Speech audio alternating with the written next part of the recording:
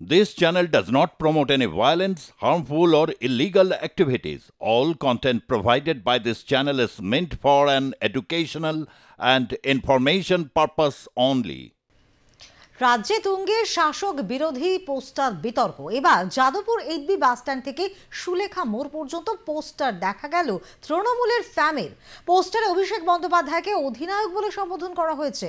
2026 বিধানসভা নির্বাচনের রণকৌশল কেমন হবে সেই বিষয়ে বৈঠকের আগেই শহরে পড়ল এমন পোস্টার।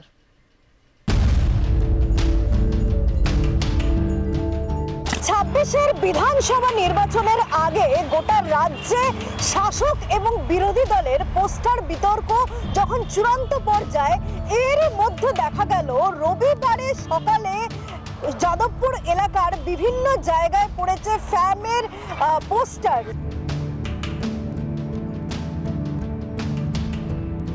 তৃণমূলের যে সোশ্যাল মিডিয়া প্ল্যাটফর্ম রয়েছে, ফিয়ারলেস এআইটিসি মেম্বার, তাদের তরফ থেকেই যাদবপুর এইচবি থেকে শুরু করে সুলেখা মোড় পর্যন্ত পোস্টার, ব্যানার এবং ফ্ল্যাগ দেখতে পাওয়া গেল। এবং যে বিষয়টা সামনে আসছে যে ফ্যাম এই প্রচারের মাধ্যমে তারা বলতে চেয়েছে যে তাদের কিন্তু একটি বৈঠক রয়েছে, এই রবিবার তাদের একটি বৈঠক রয়েছে এবং সেখানেই ঠিক করা হবে যে 2026-এর বিধানসভা নির্বাচনের আগে রণকৌশল ঠিক কিরকমটা হবে।